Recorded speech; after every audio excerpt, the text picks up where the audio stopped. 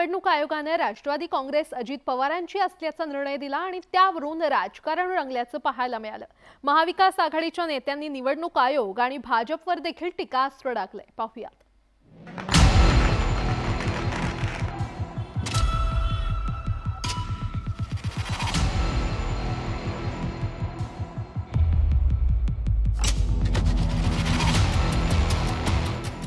निवडणूक आयोगानं राष्ट्रवादी काँग्रेस पक्ष आणि चिन्ह अजित पवारांना दिल्यानंतर राज्यात राजकीय वाद उफाळून आलाय।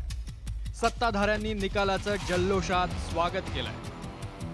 आम्ही निवडणूक आयोगाच्याकडे गेलेलो होतो आणि त्यामध्ये आम्ही पण आमचं म्हणणं मांडलं, इतरांनी पण त्यांचं म्हणणं मांडलं। त्याच्या अनेक तारखा पडल्या। सगळ्यांचं म्हणणं, वकिलांचं म्हणणं जाणून घेतल्यानंतर साहजिकच लोकशाहीमध्ये बहुमताला प्राधान्य दिलं जातं। तर शरद पवारांसह महाविकास आघाडीतील घटक पक्षांनी निवडणूक आयोगावर टीकेची झोड उठवली आहे। विरोधकांनी निवडणूक आयोगावर पक्षपातीपणाचा आरोप केलाय। इलेक्शन कमिशन सारखी महत्त्वाची संस्था जर कायदेशीररित्या चालणार नसेल आणि बेकायदेशीररित्या निर्णय घेणार असेल ते सगळं हास्यास्पद आहे। निवडणूक आयोगाने निकाल देताना बहुमताचा आधार घेतला।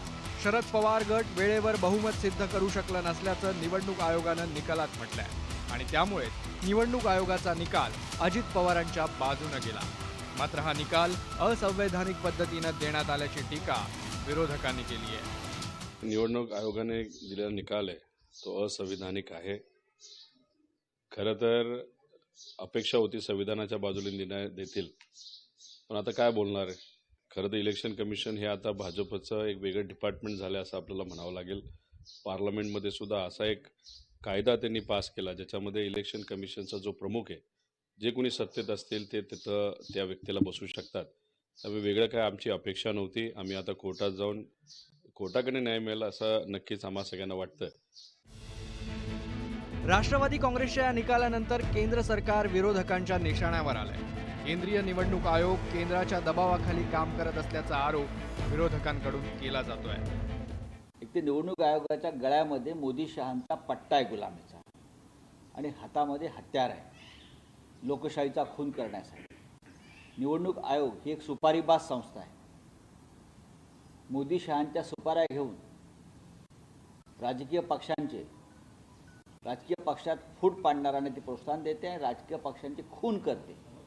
अशा पद्धतीने निवडणूक आयोगाचं काम चालू आहे। ज्यांनी पक्ष स्थापन केला आणि जे पक्ष घेऊन गेले न्याय घेऊन जाण्याचा फायदा न्याय मिळाला आणि स्थापन ज्यांनी केला, मेहनत केली आयुष्यभर, त्यांचा तोटा झाला किंवा किंबहुना त्यांच्याबद्दल काही विचार झाला नाही। अजब न्याय आहे असं म्हणावं लागेल। आता ठीक आहे, मी तेच म्हणालो की आता जनतेच्या न्यायालयामध्येच हा सगळा विषय मार्गी लागेल। एकीकडे विरोधकांनी निवडणूक आयोग आणि केंद्र सरकारवर आगपाखड केली आहे, तर दुसरीकडे सत्ताधाऱ्यांनी निवडणूक आयोगाच्या निकालाचं स्वागत केलं।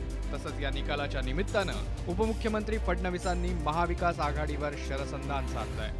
बहुत ही अपेक्षित इस प्रकार का निर्णय था। राष्ट्रवादी कांग्रेस पार्टी अजित पवार जी को मिलेगी, इस पर हमारा पूरा विश्वास था। बहुमत भी उनके पास है और संगठन भी उनके साथ है, तो मेजॉरिटी पूरी की पूरी दोनों तरफ उनके साथ में हमको दिखाई पड़ती है। मैं अजित पवार जी को बहुत बहुत बधाई देना चाहता हूं। राष्ट्रवादी काँग्रेसमधील फुटीनंतर अजित पवार गटानं पक्ष आणि चिन्हावर दावा ठोकला होता। त्यानंतर हा वाद निवडणूक आयोगात गेला।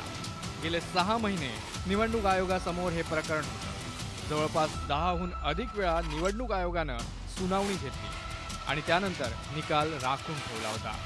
पण आता निवडणूक आयोगाच्या निकालानंतर राजकीय वादंगण निर्माण झालाय। Bureau report, news 18 Lokmat.